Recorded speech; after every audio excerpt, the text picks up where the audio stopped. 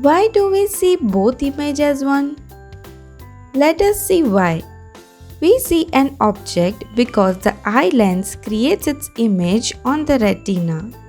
The image on retina is still the object is in front of us.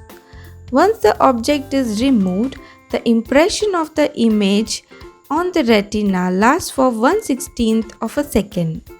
Due to rapid movement of images, we see it as one image. This is called persistence of vision, which is the basis of animation.